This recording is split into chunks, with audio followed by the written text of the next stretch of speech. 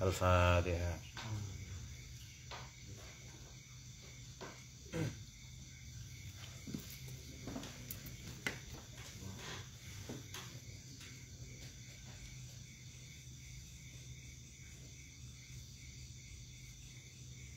Al-Fatihah.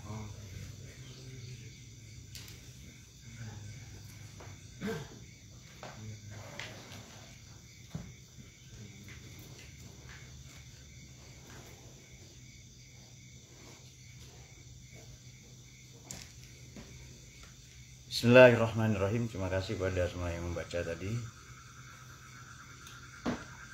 Qala al-mu'allif muntajidna. Ibina dunya wal akhirah. Subhanahu wa ta'ala. Rabbi shrah li sadri wa yassir li amri. Kita akan lanjutkan. Kemarin sudah disinggung beberapa hikmah ya perihal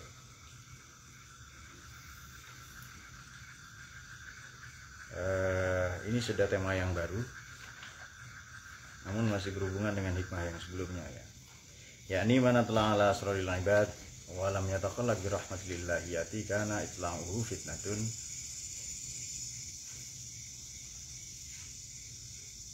fitnatan alaihi wa sababan li jaril wabal ilaihi. Ini masih ada wabal ya, wabal dan nakal.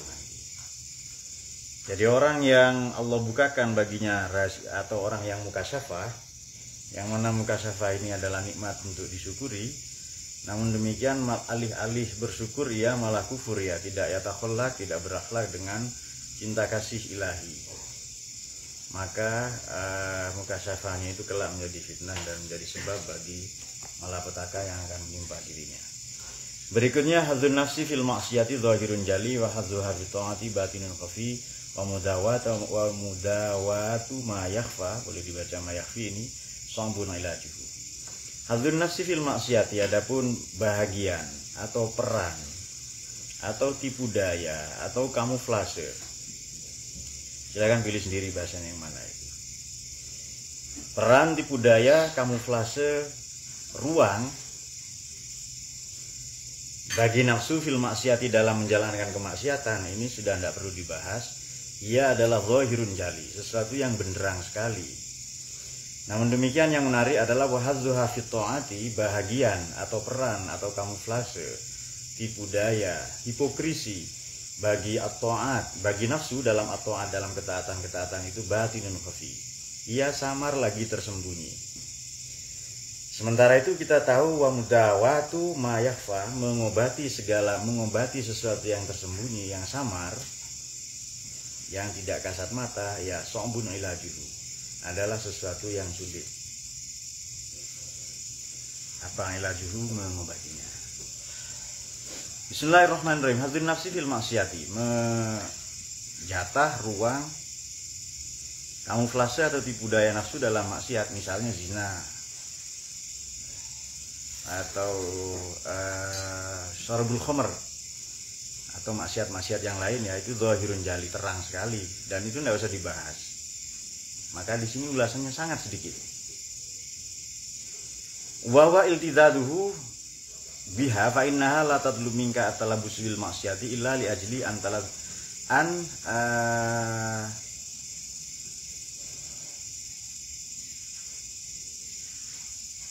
apa itu yani? Apa tadi malam itu? Antal tadza, betul. Iltadza yaltadzu. Yakni iltizat, berenak-enak, merasa nyaman biha dengan kemaksiatan tadi. Fa'inaha, oleh karena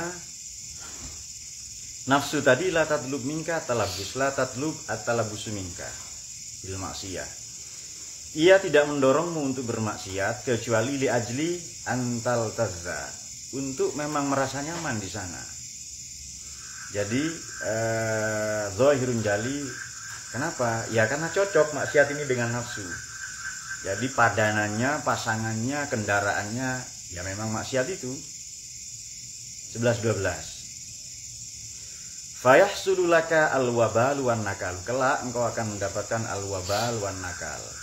Ya tidak hanya bencana, malah an-nakal, balasan atau siksa tidak hanya di dunia bahkan di akhirat. Yang paling nampak dalam bermaksiat ini balasan di dunia sebenarnya dua. Dan itu sering kita alami meskipun kadang kita tidak menyadari.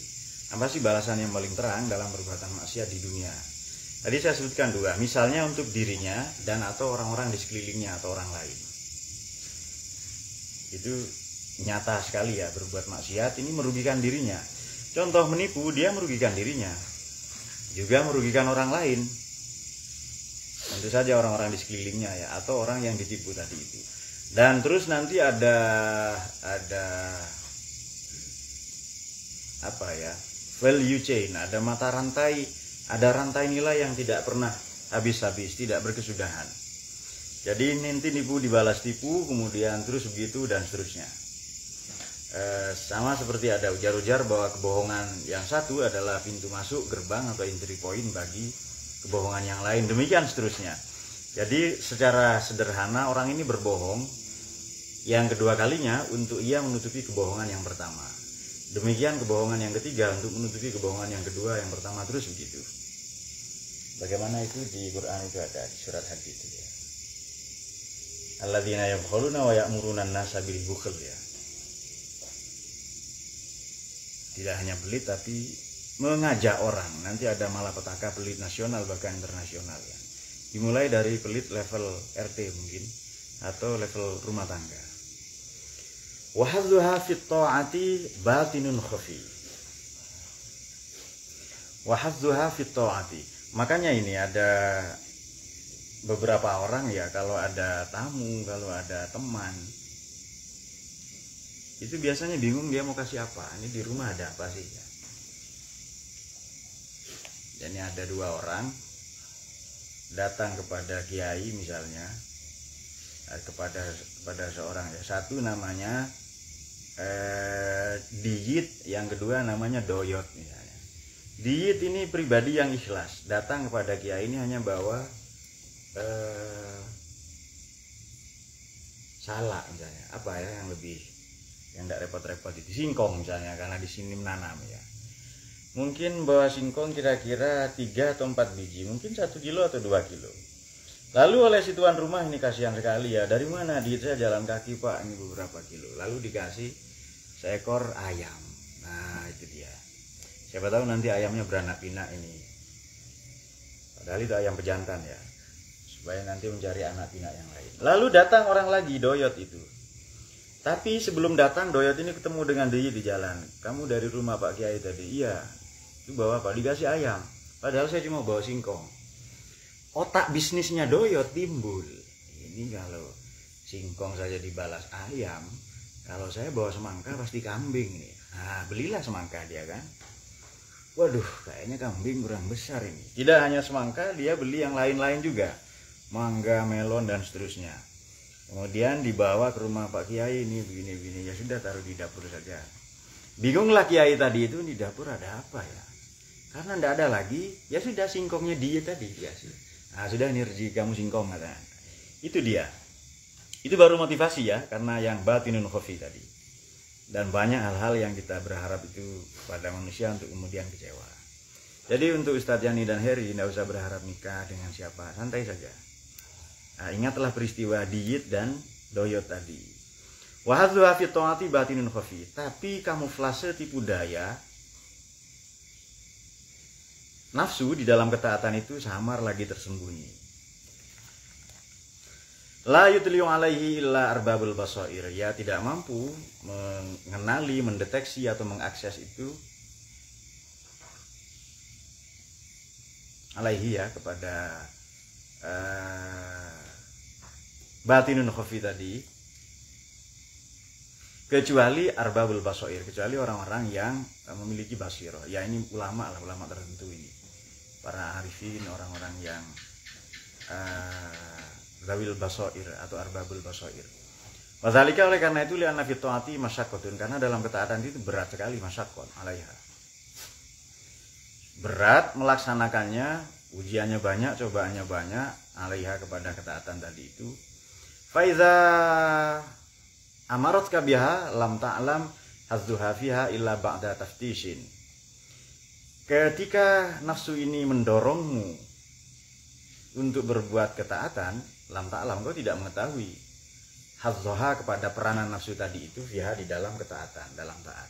Kecuali ba'da taftisin. Taftis ini maknanya 3. Nomor 1 penyelidikan, ya penyelidikan, penelitian. Kemudian taftis ini juga bermakna tajribah, diuji. Jadi tidak hanya diteliti, dicari ya. Ini apa, bagaimana sebabnya, tapi ya diuji memang taftis ini. Ini kalau contoh makanan tadi, saya makan ini akibatnya apa, kalau tidak makan akibatnya apa. Dan ini proses yang panjang memang taftis ini. Jadi setelah muradif ya, bersinonim dengan tajribah. Padanannya juga mujarab ya, bahasa kita mujarab. Jadi mujarab ini bukan ampuh sebenarnya, tapi sudah teruji, sudah mengalami uji verifikasi yang panjang. Nah, kemudian makna yang ketiga, taftis ini memang merasakan. Jadi ya tidak bisa kita ketahui kecuali merasakan.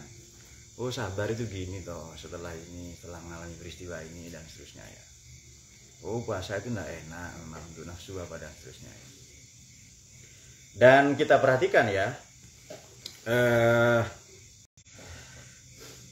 banyak lah ya, sebejat-bejatnya iblis itu tidak pernah ngaku Tuhan itu. Tapi Fir'aun pernah ngaku Tuhan.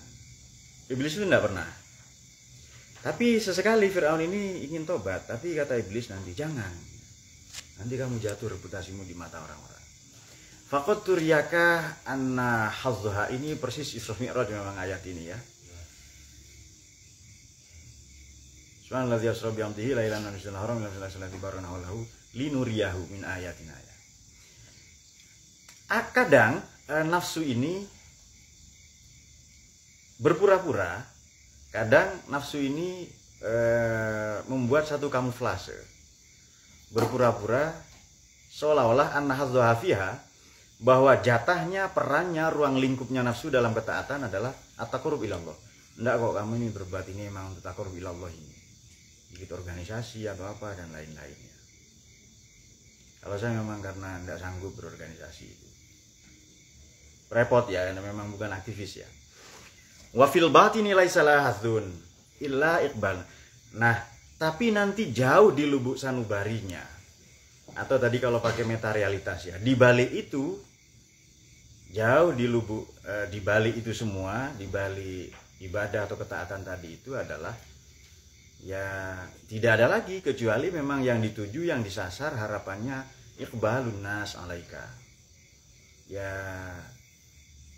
engkau diterima oleh publik, diapresiasi, serta wasdiharu kabainahum, engkau viral.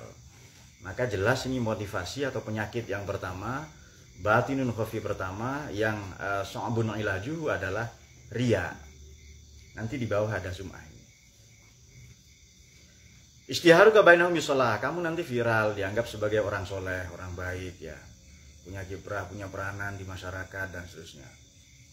Kemudian waman hasaba nafsahu, barang siapa yang senantiasa merenung insafi dirinya, mengevaluasi nafsunya, dirinya, waraqobah, dan terus memantau khotirahu, ke dalam benaknya atau lubuk hatinya. Jadi kita ambil tempatnya ya, bukan isinya, karena isinya khotir ini banyak. Maka saya terjemahkan benak saja, tempatnya itu. Tabayyana lahum misdaqu hadza, maka beneranglah kelak ini apa sih yang presisi, ini apa sih motifnya. Tabayyana lahum misdaqu hadza ya, beneranglah nanti motifnya apa. Kalau teman-teman enggak ngerti motif ya cari nanti di kamus. Motif ya, motivasi sama. Saya berbuat ini motivasinya ini. Nah, itu dia, ini motifnya. Jadi sama, ada orang sok-sok baik kepada wanita misalnya ya. Sudahlah ngaji ke saya aja, nanti kalau kamu ngaji ke saya dijamin auto ulama. Loh kok bisa? Karena jadi istrinya ulama. Nah itu dia.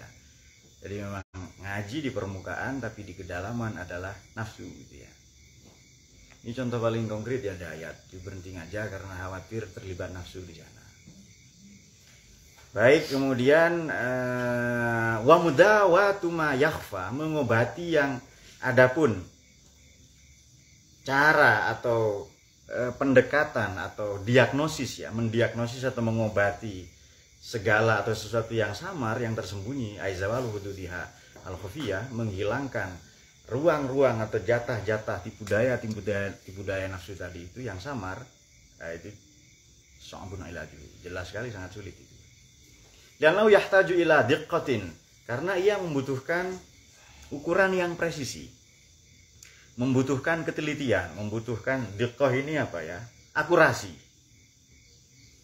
Wa fahmin dan pemahaman. Ini pendekatan pertama harus akurat.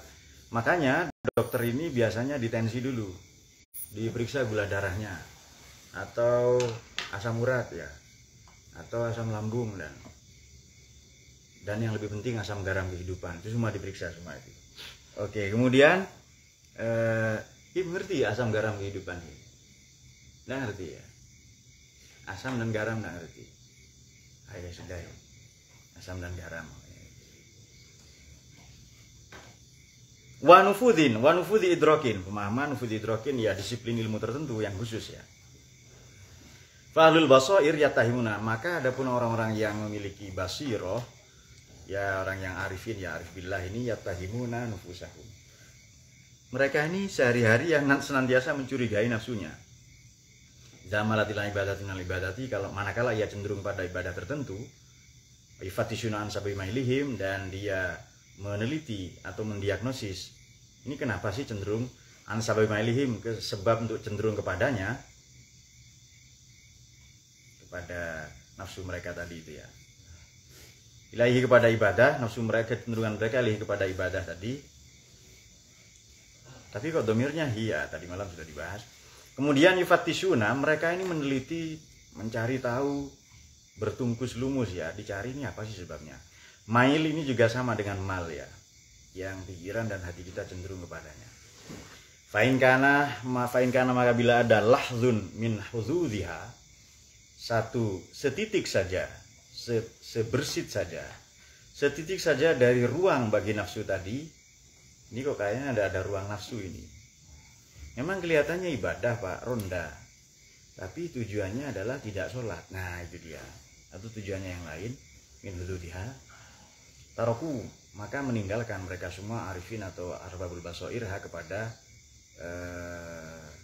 ibadat. Aw'alaju, atau mengobati nufusahum, ke nafsu mereka, jiwa mereka. Fi alifiliyah, manakala berbuat itu, ketika sedang berbuat tadi ibadah-ibadah atau ketaatan-ketaatan tadi. Kata takuna, sehingga menjadi kholisatan lillahi ta'ala. Sehingga nanti ibadahnya itu kholisatan, murni semata-mata lillahi ta'ala. Kemarin saya membaca tafsir Warabbaka fakabir itu ternyata hanya, salah satu maknanya memang hanya ya, Warabbaka fakabir itu. Dan hanya Tuhanmu yang seharusnya kau agungkan. Itu ada tahapan keren sekali ya, nanti kita singgung atau kapan-kapan. Kita teruskan dulu ini, kemudian kama waqa. Oh iya, kemarin memang ngaji itu. Kemarin atau kemarin lusa. Wa kama waqa, sebagaimana pernah terjadi li ba'dihim. Ini versi Divan, domirnya kembali ke bawah ya. Mana manusianya? Itu dia. Bagaimana terjadi pada sebagian ulama, annahu haddatsathu nafsuhu bil khuruj. Nafsunya ini hendak, salah satu mana haddatsat itu berkompromi ya. Hendak hanya bercakap-cakap tawar menawar ya. Ya tawar menawar lah. Oke, tawar menawar. Jadi dia tawar menawar, bikin satu kompromi ya nafsunya itu bil khuruji ilal ghazwi, untuk pergi berperang. Wa azharat lahu anna dzalika lillahi ta'ala. Segera nafsu itu menampakkan, menyampaikan bukti-bukti, menjelaskan ini loh begini rasionalisasinya, tapi versi nafsu ya, bahwasanya itu lillahi ta'ala. Tapi karena ba'duhum ini orang-orang yang spesifik ya, orang-orang para spesialis sebenarnya, orang khawas, maka fafattasha fa idza huwa li ajli an tastariha min ta'abil mujahadati fi annahu la yamin yaqtuluha marratin katsiratin. Ini diuji. Faidan, rupa-rupanya nanti setelah diuji ya, bukan lillahi ta'ala, alih-alih lillahi ta'ala, ternyata huwa li ajli antastariha. semata-mata ingin keluar, ingin berhenti, ingin beristirahat atau berhentilah ya, ingin keluar dari zona mujahadah, ingin keluar dari beratnya beban mujahadah. Kita sudah katakan waktu itu mujahadah ini spiritual ya. Jim hak dal itu tokoh dan masyakoh. Tokoh itu daya, elanvitas, masyakoh berat. Itu wataknya juhdun, itu jihad itu. Nah lazim kalau jihad itu fisik, kalau ijtihad itu intelektual, mujahadah spiritual, dan itu pasti berat itu. Kalau intelektual bisa, kita sedang menempuhnya. Jihad itu fisik saja, tapi kalau mujahadah ini kan spiritual, dengan puasa, dengan zikir dan lain-lainnya. Nah kenapa saya mengikuti mazhab sholat itu cepat? Itu mazhabnya Abdullah bin Abbas radhiyallahu anhu. Dan kelak diikuti oleh banyak fuqaha ya, apa yang dilakukan Sayyidina Ibnu Abbas ini. Kok sholatnya cepat? Ya biar setan nggak sempat mengganggu. Setan baru siap-siap dengan strategi, sholat saya sudah selesai katanya itu. Nah itu ulama ya sahabat Nabi. Kalau kita ya pelan saja menghayati bacaannya. Itu untuk kita jangan cepat-cepat, nanti keseleo-keseleo ya. Ya sudah, sholat yang standar saja, yang sekiranya kita bisa menikmati bacaannya. Atau baca Quran, tidak usah cepat-cepat kalau belum terlalu. Kecuali tujuannya hatam misalnya. Kemudian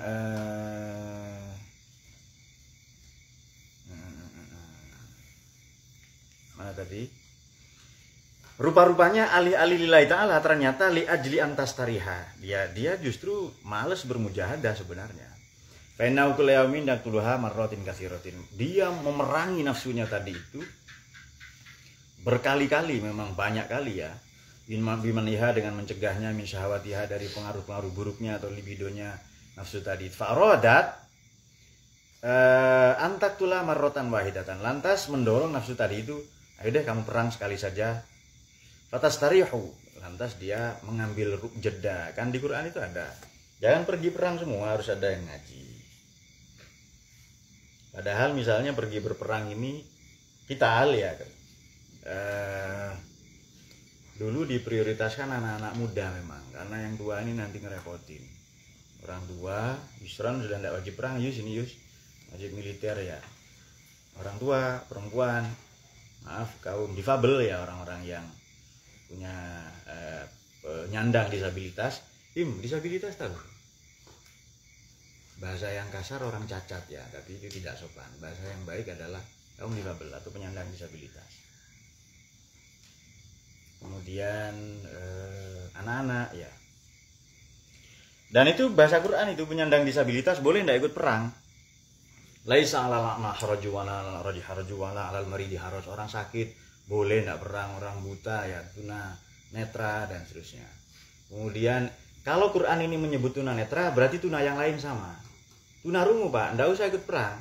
Nanti orang minta bom dikasih korek ya kan, dikasih. Ya apa? Di rokok tadi ya, lalu rokok yang dikasih. Nah, orang penyandang disabilitas lah itu.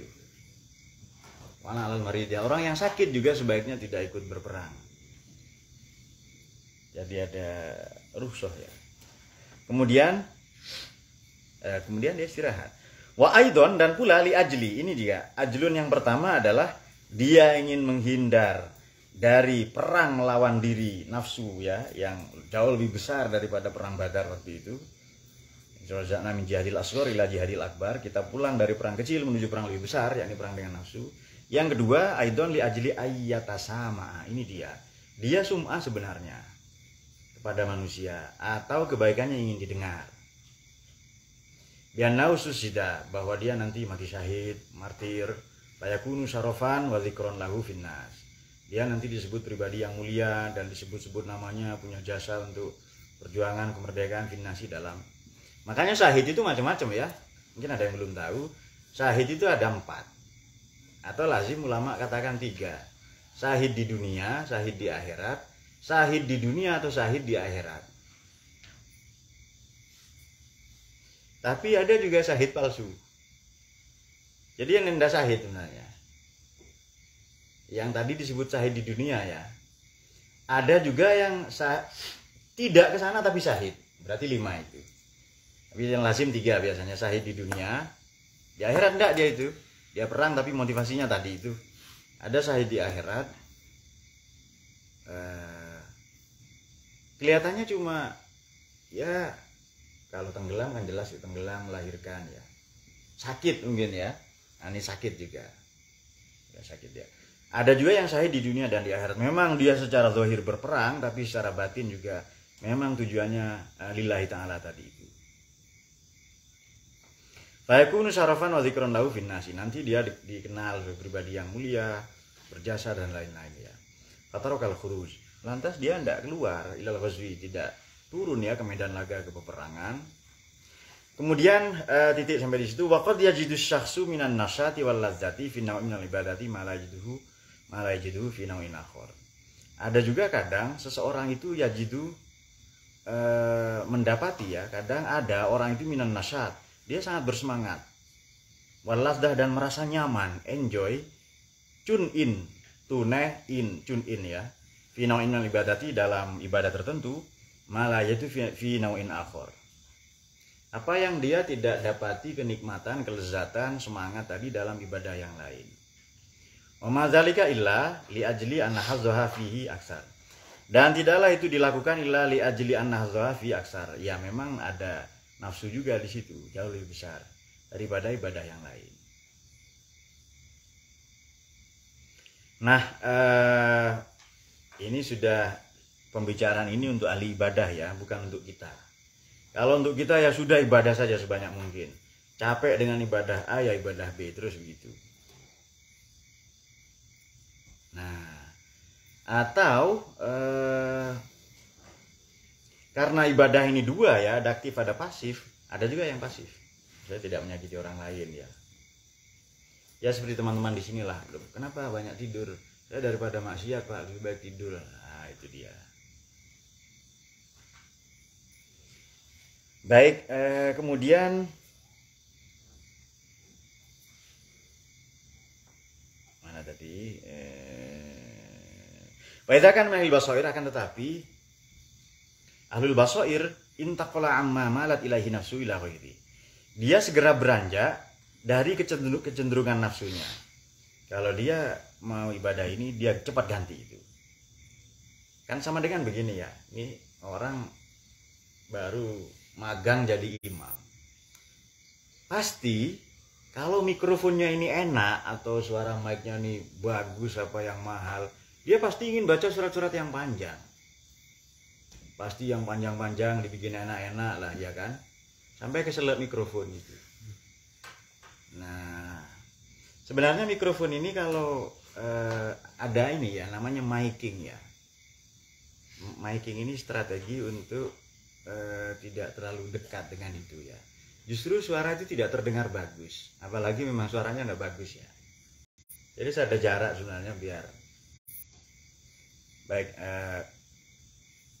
Kalau sound sistemnya itu baik, salonnya sound sistemnya, maka dia akan baca surat-surat panjang.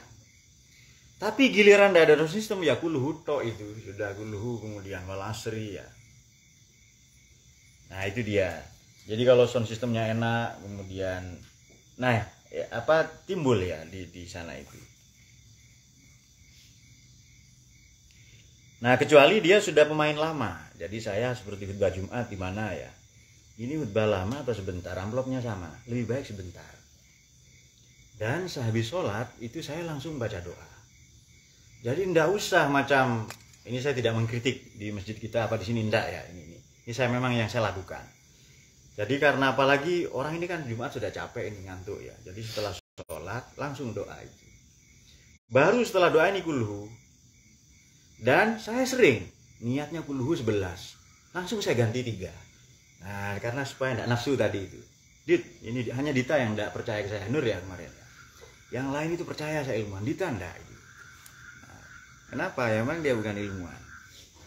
Kata Rohim, berarti saya juga Pak, sama dengan Dita. Oke. Jadi setelah sholat saya langsung doa, baru nanti kulhu, anas, al-falaq dan seterusnya ya. Biasanya Fatihah juga banyak itu. Tapi kita persingkat 3 saja. Baru membaca tahlil biasanya la ilaha illallah itu. Ya kalau sedang semangat ya 33 ya, kalau enggak ya 3 saja. Dan kenapa? Jadi memang jadi orang alim ini, jadi ulama ini serba salah. Dia harus tunjukkan bahwa sholat ini ringan, menyenangkan, dan membuat kita gembira. Jadi Jumat ini adegan-adegannya apa saja?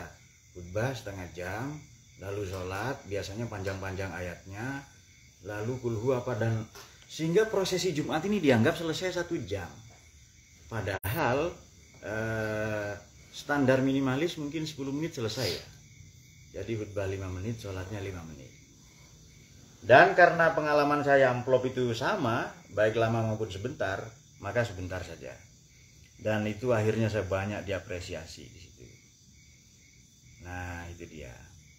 Jadi kalau riak setelah sholat kan setan itu tertipu ya kan. Wih, riaknya bukan ketika sholat ini kan. Nah, riaknya karena diapresiasi. Jadi pahala sholatnya sudah kadung naik itu. Di situ setan tertipu itu. Nah, sama dengan teman-teman begini, saya menulis ini ingin menyebarkan ilmu seperti Imam Ghazali, sampai kiamat tidak akan nulis. Ya, Nur itu. Makanya Dayat utang tulisan ke saya banyak itu hari. Dari dulu utang tulisannya banyak itu. Lalu saya berhenti ngajar kelas menulis sudah itu. Ini bismillah, ini ayat-ayat akan saya sampaikan tidak selesai-selesai. Nah, saya tidak. Ini saya niatnya kerja dan saya dapat uang, ada kontraknya, ini tanda tangan. Seperti kemarin itu mana Divan? Nah, itu dia. Begitu uangnya datang, saya perbaiki niatnya. Itu niatnya memang lillahi ta'ala. Nah, itu setan tertipu itu. Nah, Dita juga begitu. Dulu pamannya Nafis pernah, Pak sebenarnya saya tidak tidur Pak, cuma mau nipu setan katanya itu. Ternyata bangunnya jam 6 katanya itu, kadang setengah 7. Nah, itu tertipu sama setan itu. Kok bisa begitu Pak ya? Iya, setan mau main lama. Anda jangan pakai trik lama, harus ada trik baru kata saya. Kemudian fa'in ini dia, ini kornya, fa'in tawa'athu lam yakun hadzun laha fil istighali bidzalikan nau. Kalau kalau syakhs tadi mengalahkan nafsunya, maka tidak ada ruang bagi nafsu untuk mengambil jatah atau mengambil di budaya. Wa illa kana li ajli azliya, atau wa illa maksudnya tidak tawaatu, maka memang perbuatannya, ibadahnya memang ya semata-mata untuk nafsu. Baik, ini agak sulit ya. Maksudnya agak problematis untuk menceritakan ini. Kenapa? Karena bukan level kita. Namun kalau diturunkan gridnya, kita akan memahami sekurang-kurangnya dengan 2 pendekatan. Untuk kita ibadah saja. Jadi sama dengan ada orang tadi ingin berkhidmah di NU misalnya ya. Saya berkhidmah di NU itu ya dengan ngaji. Karena berorganisasi itu saya tidak bisa. Saya malas duduk rapat berlama-lama, itu saya malas itu. Kelihatannya bukan passion saya menjadi aktivis ya. Ini harus begini duduk merancang apa itu, saya kurang bisa itu ya. Nah, ada mungkin orang yang pandai berorganisasi ya. Di Indonesia ya banyak itu. Beberapa mungkin teman-teman belajar berorganisasi dan bisa. Nah, saya mengambil tugas yang lain saja. Kan banyak sekali. Tugasnya kan tarbiyah, dakwah itu. Kemudian pemberdayaan masyarakat. Kita sudah lakukan semua. Secara struktural, secara kultural ya, bukan struktural. Nah, mari kita lihat ini. Itu kan ada Nahdlatul Ulama itu ya, mungkin saya pernah sampaikan. Itu kan lambangnya bola dunia itu. Kiai siapa yang bikin itu? Masih ingat? Siapa yang bikin logo itu? Gak ada yang tahu ya. Itu Kiai Ridwan Surabaya. Oke. Jadi huruf dot itu ya, itu kan melintasi bola dunia. Nah, dot ini perlambang Nabi. Jadi kita mengelola bumi itu dengan cinta kasih Nabi. Dot ini kan, ini huruf paling sulit. Apakah Anda pembaca Quran pemula atau Anda sejak pembaca ahli? Dot ini sulit ini. Dot itu sangat sulit memang.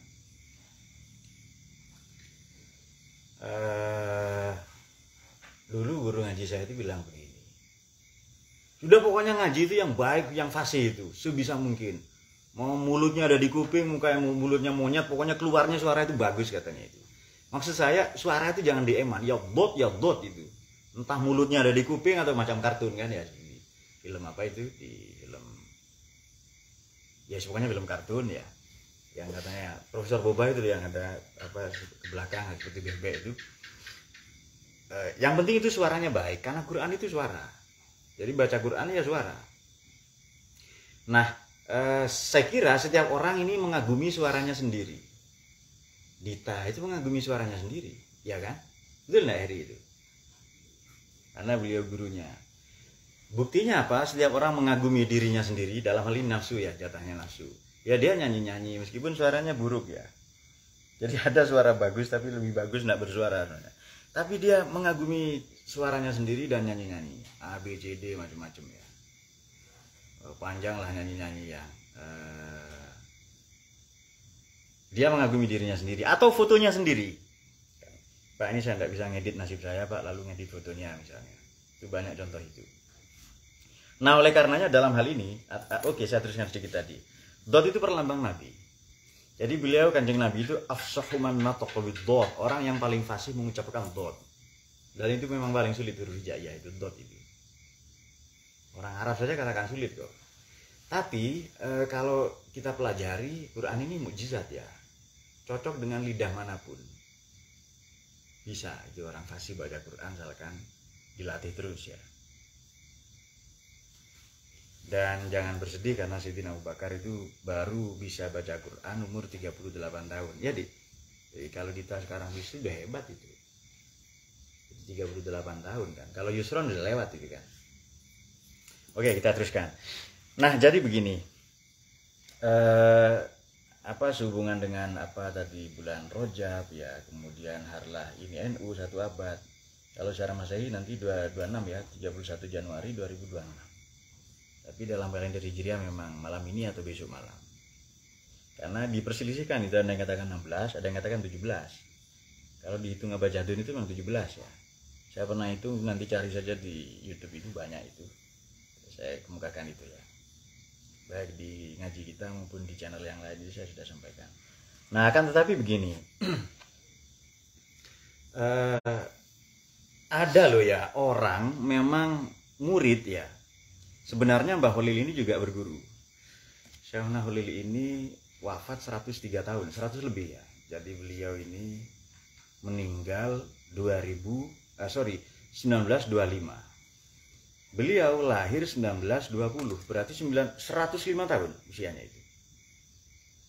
Kalau Mbah Hasim tidak 60 sekian itu. Kalau Kiai As'ad itu 93. Jadi meninggal 1990, lahirnya 1897. Usianya 93 tahun ya. Al-Mu'ammar ya, orang yang berusia panjang. Baik. Nah, ada memang murid ini dan itu siapa Mbah Hasim ini, Mbah Holil ini belajar ke Kiai Hasyim Asy'ari. Belajar atau ngaji apa namanya? Hadis ya. Mondok bukan hanya belajar. Jadi ada kiai mondok ke santrinya, itu kan aneh itu kan. Jadi kita dapat teladan yang baik itu. Sesuatu yang mungkin kita gengsi itu pastinya. Tapi beliau tidak ikut mondok. Dan di malam hari ketika disediakan kamar khusus ya di Tebu Ireng itu, di malam hari ketika orang-orang ini istirahat semua, Hadratus Syekh ini mengambil pakaian Mbah Holil untuk dicuci. Ini riwayat ini sangat populer ya. Oke, kemudian beliau ini ya istihoroh dan tidak hanya beliau, banyak ya, banyak ulama itu. Tapi nanti yang dapat isyarat gurunya itu kan aneh itu. Jadi ada orang yang belajar apa istihoroh berusaha apapun, tapi yang dapat isyarat, yang dapat masa isyarat nggak paham sudah, yang dapat isyaroh gurunya. Apa maknanya? Mari kita lihat dalam 3 pendekatan. Mungkin teman-teman belum terbiasa dengan pendekatan ini. Yang istihoroh murid tapi yang dapat alamat atau tanda atau isyarat gurunya. Mari kita lihat dengan pendekatan yang agak tidak lazim ya. Karena mungkin teman-teman belum biasa dengan cara-cara begini ya. Baik. Nabi Muhammad ini dirawat oleh siapa? Nabi Musa dulu dirawat oleh siapa?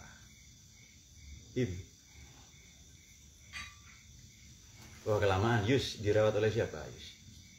istri Fir'aun ya. Yang dimakan itu kira-kira yang dimakan Nabi Musa, barang haram atau halal? Jawab itu. Fir'aun kafir loh ya. Haram atau halal? Jawab, haram atau halal? Haram, orang kafir kok. Iya kan? Sudah minimal subhat itu. Ini bagaimana cara Allah mensucikannya nanti kan? Nabi ini diasuh oleh siapa? Abu Thalib. Halal atau haram? Dia orang kafir itu. Jangan katakan halal Anda tidak tahu. Nah, bagaimana cara Allah mensucikan? Ini pendekatan mungkin tidak lazim ya. Nah, jadi begini. Kalau dikatakan Allah yang mendidik, ya ini memang Allah adzabani rabbi ya. Tapi faktanya ada di lingkungan yang seperti itu. Mungkin ini tidak lazim bagi teman-teman. Sebab dan ini jangan dipakai kalau Anda ya makan yang halal saja. Sama dengan Gusmi, ya Allah yarham, minum khamr, minum arak. Jangan katakan halal khamr itu ya. Anda menyalahi Quran hadis itu. Tapi ditelan itu memang ditelan betul. Begitu beliau menganga, mulutnya menjadi samudra. Nah ini dia. Jadi ada hal-hal yang ini kan orang-orang suci, para nabi, orang pilihan Allah ini. Tapi bagaimana ya? Jelas tidak iman ya hartanya. Fir'aun kok itu. Fir'aun ini kan penindas. Dari mana dia dapat harta itu kalau tidak menindas, ya kan? Nah ini bagaimana cara Allah mensucikannya? Nah ini banyak pendapat ini bersilang sengkarut tentang itu. Katanya ini Siti Asia dapat ini, suplai khusus dari apa, dan seterusnya ya. Ya silahkan apapun itu diteliti ya. Tapi ada momen-momen seperti tadi. Kok bisa ya membunuh ini secara syariat halal atau haram? Tidak usah ditanya, jelas haram kan ya. Tapi Nabi Khidir membunuh. Dan itu di Quran dikatakan atas perintah, itu perintah Allah itu. Nah itu dia. Sebagaimana Pak, kok Nabi membunuh? Ada yang lebih kejam lagi. Israel tiap hari membunuh itu. Nah jadi ada hal-hal yang seperti itu. Jadi memang ada hal-hal yang, ini pendekatan agak aneh ya. Itu sudah di luar kuasa kita. Sama dengan saya pernah cerita, ini salah satu ceramahnya Maulana Habib Lutfi ya. Kok bisa ya zuriyahnya Nabi Dewi Retno itu, meskipun keturunan Cina juga ya, tapi menikah dengan Raja Hindu. Itu lebih baik tidak usah diurus begitu itu. Ini kalau tidak nanti akan menjadi macam Wahabi. Bapaknya Nabi neraka, jelas. Kenapa? Nggak Islam, ya kan? Karena yahkumu bidzawahir, menghukumi secara lahiriah saja. Kalau kita baca barzan, tidak mungkin nurnya Allah yang suci, nurnya Nabi yang suci ini lewat melalui min syifahil jahiliyah, dari perzinahan. Jadi situ disebut min syifahil jahiliyah. Tidak mungkin itu. Nah nanti akan ada hal-hal seperti itu. Maka pendekatan ini mungkin agak itu ilustrasinya seperti itu. Dan ini istilahnya berbaik sangka. Sudah itu cara Tuhan yang sucikan itu. Kita tidak usah ngurus itu. Bagaimana ini kan? Nah dan lain-lain ya kan. Dan itu nanti orang-orang yang belum la ilaha illallah di dalam dadanya, atau la ilaha illallahnya tipis-tipis, itu akan terpengaruh oleh itu. Ya berarti kalau ndak Islam ya zina, ya kan? Kan begitu. Dan itu kacau lah nanti itu. Padahal pernikahan itu kan banyak, di setiap agama ada. Dan agama-agama atau masa fatrah atau apa. Nah baik, yang kedua begini. Nah sama dengan begini, waktu itu sudah ada Muhammadiyah. Muhammadiyah itu berdiri tahun belum. Wah ngarang-ngarang itu 1923 kayak Ahmad Dahlan meninggal, yang namanya Darwis ya. Masih muda beliau, tinggal 56 meninggalnya. Ya sudah enggak apa-apa, pokoknya menjawabkan keren itu. Maksud saya Pak, 1910 tambah 2 tahun. Bagus itu. Nah. Oke, sebelum itu sudah ada Masyumi. Kemudian sebelum itu sudah ada gelombang Wahabi. Waktu itu ada penjajahan. Nah, kalau membahas ini sebenarnya agak panjang ya, tapi singkatnya begini. Kenapa harus ada NU? Kenapa harus ada Nahdlatul Ulama? Sudah ada Masyumi, sudah ada sudah ada Muhammadiyah ya. Sudah ada Budi Utomo yang nasionalis macam-macam. Sudah ada itu semua. Waktu itu hanya catatan Eka Budianta itu hanya ada 50 sarjana di Indonesia tapi mampu memerdekakan bangsanya. Nah sekarang berapa sarjana itu saja dan tidak bisa berbuat apa-apa. Oke. Baik, itu kan banyak latar belakang seperti itu. Kemudian di Saudi begini-begini ada pergolakan, mau pembongkaran makam Nabi dan seterusnya. Di Indonesia sudah ada dua tadi itu, Muhammadiyah, Masyumi ya. Kemudian juga masih berada dalam tekanan atau, dan ini puncak dari kultur stelsel. Teman-teman begini, kenapa Belanda ini benci ke Indonesia ya? Ada dua perang yang sangat merugikan Belanda. Nomor satu perang Aceh, dua perang Jawa. Perang Jawa ini perang Diponegoro 1825 sampai 1830. Ini perang ini 5 tahun. Dulu ketika saya tanya Pak Saifi itu 1825 Pak sampai dengan selesai. Makanya memang selesai ya 1825. Ini menghabiskan 20 juta gulden. Jajahan Belanda ini ya banyak di Suriname, di Afrika Selatan ya, tidak hanya Indonesia saja ini, tidak hanya India Belanda. Jadi mereka perang 5 tahun ini menghabiskan biaya mengeruk dengan kultur stelsel, kerja paksa ini selama 20 tahun. Habis sumber dayanya itu. Jadi perang ini yang paling menyita mereka. Maka tidak ada cara lain, ini harus ada aneksasi, ada pencaplokan ya. Maka di sanalah ketika untuk menghadapi Masyumi, gelombang Wahabisme lah ya, sudah ada Masyumi dan Muhammadiyah. Ini maaf ya, saya sebutkan mungkin di tempat lain. Ini dekat-dekat Wahabi dua ini. Dan ini siapa Masyumi ini juga dekat-dekat sama dengan pan-islamisme lah ya, Ikhwanul Muslimin, atau belakangan yang baru muncul namanya Hizbut Tahrir. Ini boleh Anda tidak setuju ya. Hizbut Tahrir ini kan untuk gerakan untuk memerdekakan Palestina. Faktanya merdeka enggak Palestina? Tidak merdeka. Ini sebenarnya gerakan tahrir, ini tahrir ya, ini pembebasan. Gerakan untuk memerdekakan. Nggak laku di sana, tapi kenapa dibawa ke sini? Gagal untuk memerdekakan Palestina, kenapa dibawa ke Indonesia? Him ya. Oh ya sudah. Begitu pula yang dekat-dekat dengan Wahabi lah, misalnya Muhammadiyah ya. Dalam sekian aspek, beliau nasionalis ya. Oke, sudah, tapi banyak hal ya. TBC, Tahyul Bid'ah Hurufat dan seterusnya. Meskipun tidak ada takfiri, tidak menuduh kafir ya. Sementara itu Belanda ini sedang ingin mencengkram sehabis-habisnya. Kenapa? Karena sumber daya mereka habis. Juga nanti tidak hanya di sini ya, juga di mana di perang Aceh nanti ya.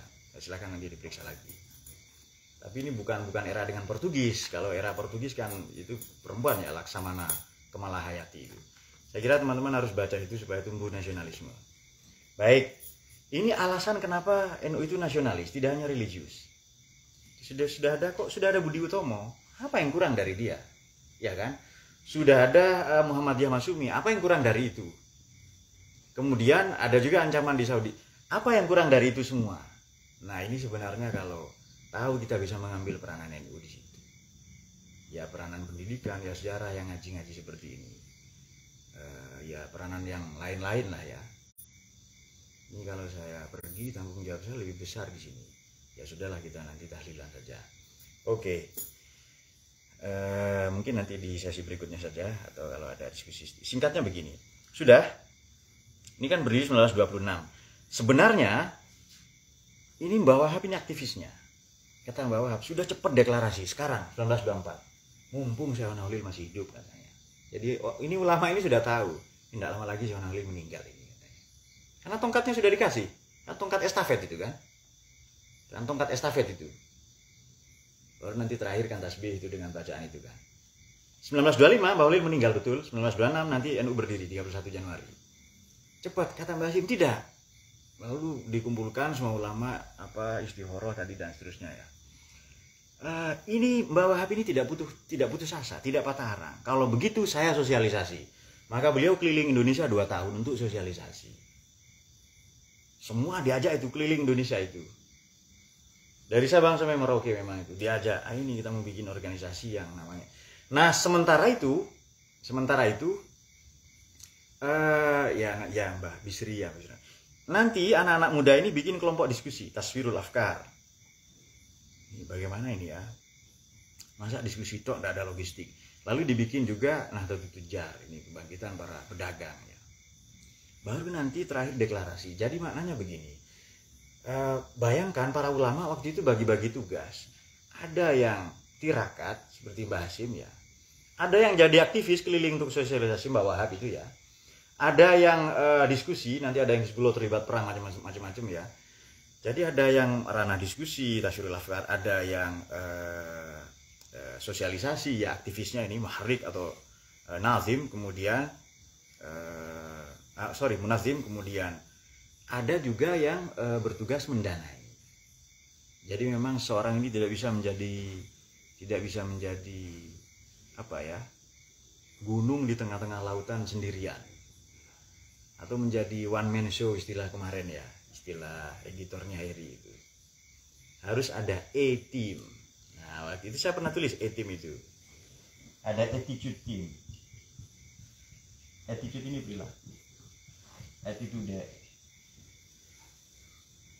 Nah, silakan Anda pilih mana itu. Apa pilih yang bagian diskusi ilmu, pilih aktivis yang keliling terus itu, ada yang mendanai, ya. Atau pilih yang tirakat. Nah, maka betul jangan dikira orang yang tidak aktif di NU itu jangan dikira anti NU. Boleh jadi mereka lebih NU yang ngejar alif bakta itu. Maksud saya itu. Nah, ini kalau Anda tahu kiprahnya perannya apa, silahkan diambil. Jadi Anda harus aktif Pak, harus ngantor terus. Saya memang nggak cocok ngantor itu, ngajar saja pakai sepatu nggak betah itu, apalagi ngantor berlama-lama ya kan. Meskipun sebenarnya kantor NU itu tempat ngopi juga ya. Saya hanya pernah magang sebentar dulu. Oke. Itu dia ya. Yang penting itu tetap Nahdhah, itu dotnya itu melintasi bola dunia, dan dot itu perlambang Nabi. Itu ada di surat An'am 124. Jadi ada Allah, kalau hanya ada satu-satunya ya, Allah dua itu disebut dalam satu ayat di situ. Jadi dan di situ nanti ketika jeda Allah itu membaca ya sahibat dot, wahai nabi pemilik dot, as-sahman nataqu bid-dot ya. Lalu Anda sebutkan hajatnya apa? Kawin. Nah, apa Nur? Nah, sudah itu dia. Nah, sebagai catatan penutup untuk hal ini kita akan ini sedikit ya.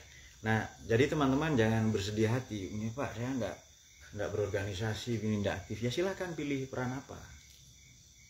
Terus kata Dayat, saya enggak cocok di empat-empatnya Pak. Banser, nah, bisa itu. Banasir ya. Mana jadi banser itu cocok itu. Nah, saya pernah nyewa banser 2 orang dari sini, namanya Adnan dan Fauzi, menemani saya ceramah tapi tidur itu. Untung saya diselamatkan Ustaz capek, pamannya Nafis ini ya. Jadi, sampean siapa? Saya muridnya Bapak ini. Oh, dikira dari Malang. Terus Fauziat nanti tidur sebelah sana. Jadi baru datang tidur. Jadi main HP tergeletak tidur ya. Macam kalian lah pokoknya, itu kalian banget itu. Itu siapa? 2 orang itu. Ada ya. Itu teman dari Singkawang ada. Nah, itu dia. Daripada merusak nama baik ya kan. Oke. Lalu Sape itu berkata dalam bahasa Madura dan ekstrim sekali ya. Wedung tepo hatian. Jadi tidurnya mati-matian itu ya. Macam lesuan ben kiai. Nah, itu kalimatnya Sape. Bukan kalimat saya. Baik. Nah, kemarin saya katakan begini, kita bisa mengambil 7 nilai dalam perjuangan atau kebangkitan itu. Bismillahirrahmanirrahim, saya singgung singkat saja. Ya ayyuhal mudaththir qum fanzir wa rabbaka fakabir wa thiyabaka fatahhir wa rujza fahjur wa la tamnun tastaksir wa li rabbika fasbir. Sabarlah kepada Tuhan, kepada keputusannya, ya berorganisasi, ngaji. Ini kan Anda berkhidmat di NU juga ini. Ini kan kita yang dipanggil ini, ya ayyuhal mudaththir, wahai orang yang malas-malesan pakai selimut apa, itu untuk kita. Kalau untuk Nabi, wahai orang yang mengenakan selendang kenabian. Wahai orang yang berselimut karena takut malaikat Jibril datang yang kedua kalinya. Takut ya karena memang menampakkan wajah aslinya di antara langit bumi itu, duduk ya. Ayo bangun, tunaikan tugas-tugasmu. Fa'anzir, ini salah satu makna nazar ini kan sedikit, permulaan. Jadi kalau ngasih peringatan, sedikit-sedikit saja, jangan banyak-banyak. Karena DP ini sedikit. Makanya cerita neraka itu saya anti sebenarnya. Jadi sangat sedikit saya cerita neraka itu. Yang lebih banyak cerita surga. Karena nazir itu satu. Yang lain itu happy tok itu. Syahid happy, Bashir happy, apalagi ya Da'in Allah happy, Sirajan Muniro happy itu. Karena bahkan nazirnya dalam konteks rahmat juga. dan hanya Tuhanmu yang diagungkan. Ini kalau dibalik sama wasiyabaka fatahhir, ya pakaianmu, istrimu, anakmu, budayamu, semuanya ya, yang buruk-buruk tinggalkan, dosa-dosa apapun saja potensi dosa rujza fahjur ya. La tamnun tastaksir, kamu kalau beramal jangan berharap banyak imbalan. Kalau beramal apapun jangan berharap banyak imbalan, atau amal sedikit berharap imbalannya banyak. Kepingin viral atau riya dan sum'ah dalam konteks pembahasan di hikam tadi itu. Nah, jadi teman-teman, ini kita tetap berhikmah di NU. Silahkan. Kalau Anda bisa merancang, bisa menjadi aktivis ya, organisatori, silahkan. Kalau Anda ya pilih peranan lain. Saya bersyukur itu orang-orang seperti Mbah Hasyim itu tidak banyak. Jadi saya bersyukur sama dengan begini. Kan ada paku-paku bumi, memang tidak butuh banyak itu. Nah, kalau seperti Rohim, seperti siapa, Falah, sudahlah jadi paku asbes saja enggak apa-apa. Yang penting ada gunanya, ya kan? Itu guru ngaji kampung, itu tetap paku kok. Enggak paku bumi enggak apa-apa, tapi yang penting ada gunanya. Dan memang harus banyak. Kalau paku-paku asbes, paku reng itu kan banyak itu. Tapi ya jangan tukaran ya. Enggak, saya enggak mau, saya paku bumi. Padahal kecil gitu ya. Nah, jangan paku bumi kalau kecil. Saya kira peranan karet pentil dengan peranan kemudi itu tidak kalah pentingnya, tidak kalah signifikannya. Karet pentil itu juga tanpa itu ban ya kempes.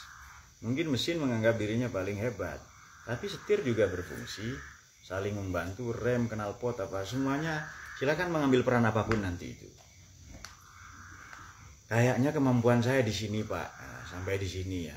Silakan Anda punya apa? Harta, punya kecerdasan, ya semua itu didermakan nanti untuk berhikmah di situ. Dan memang organisasinya para wali itu ya. Dan tidak dibayar. Saya meneliti banyak organisasi di Indonesia ya. Maksud saya ormas. Kemudian populasi NU ini di Indonesia kan, penduduk Indonesia kan 275 juta. Populasi kita itu kira-kira 36. Populasi NU ya, jumlah NU itu 35,5 atau 36. Itu kalau 36% dari 275 juta berarti 99 juta.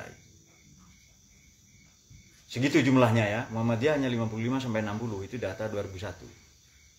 Jadi kita organisasi terbesar sebenarnya. Dan itu sudah mengikuti sabda Nabi. Dan di Indonesia ini sudah diuji. Baik NU maupun Muhammadiyah ini berperan dalam kemerdekaan, kemudian mengisi kemerdekaan dengan lembaga pendidikan, rumah sakit, apa semua yang mereka punya itu, semua punya peranan itu. Dan dua itu yang memang sudah terbukti mendirikan negara ini. Kalau yang lain tidak. Masumi misalnya, dia mau bikin negara Islam, makanya ada Kartosuwiryo, ada pemberontakan nanti, ada DITI, ada NII ya. Yang apalagi yang baru-baru seperti HTI itu ya, belum itu. Nah, ngapain repot-repot cari yang lain? Sudah ambil salah satu dari itu, karena kita nantiin ya ambil itu. Nah, itu dia ya. Jadi kita sabar saja, silahkan berhikmah di mana yang kita punya, ambil peranan apa ya. Dan dalam perjalanannya semakin ditekan itu semakin besar. 71, ini kalau saya cerita panjang sebenarnya ya. Baik, singkat saja, ini 5 menit lagi. 71 itu ada negara butuh legitimasi ulama. Ormas yang lain mau kompromi, NU tidak. Akhirnya dikucilkan. Bahasa kita waktu itu dikanalisasi, dipersempit ruang geraknya. Fusi partai ya kan? Tahun 71 itu. Tahun 81. Tahun 71 itu ada akhirnya negara bikin MUI. Jadi MUI itu dibikin oleh Haji Muhammad Soeharto. Dibikin oleh itu. Tujuannya untuk mendukung pemerintah. Makanya yang betul kita ini NU itu mendukung negara. Bukan mendukung pemerintah. Ini pendapat saya pribadi ya, boleh tidak setuju. NU ini seharusnya mendukung negara, bukan mendukung pemerintah. Kepada pemerintah ya harus tetap kritis. Nah ini silakan dikaji ya. Kali ini kalau cari teorinya ya banyak.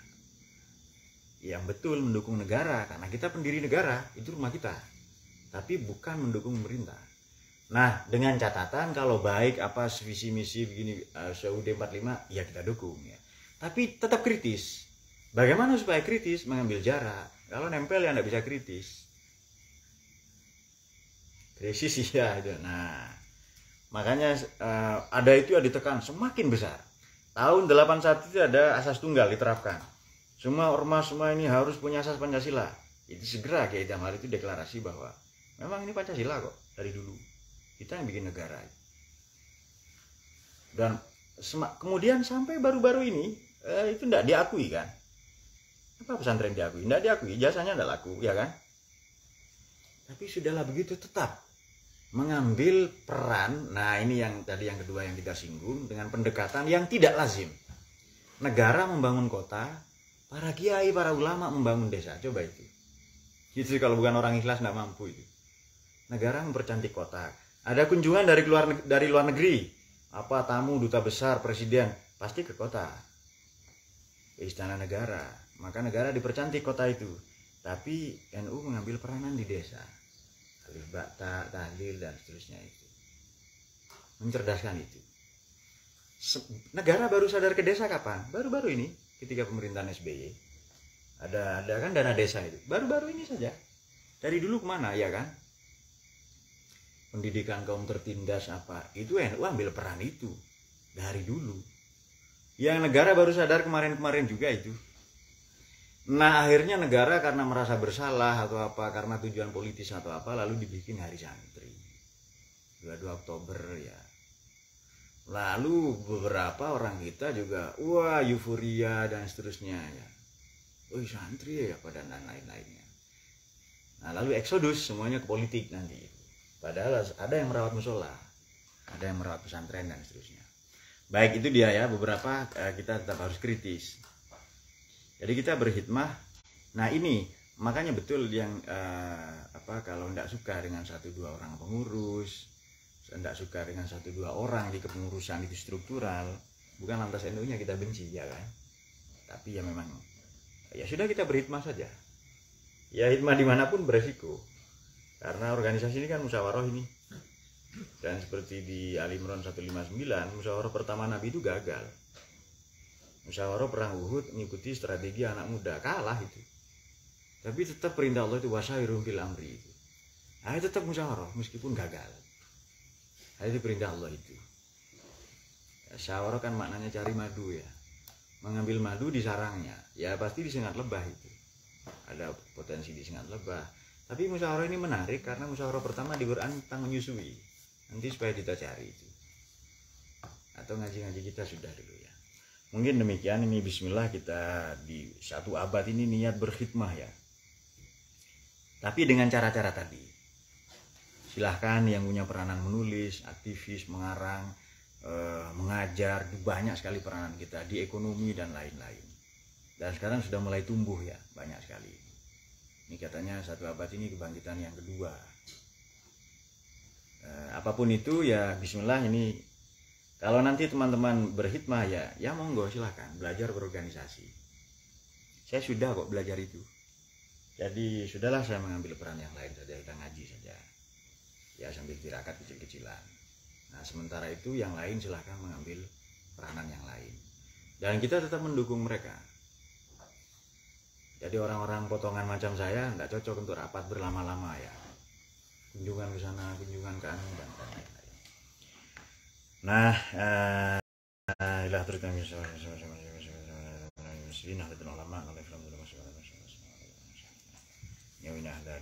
Al-Fatihah.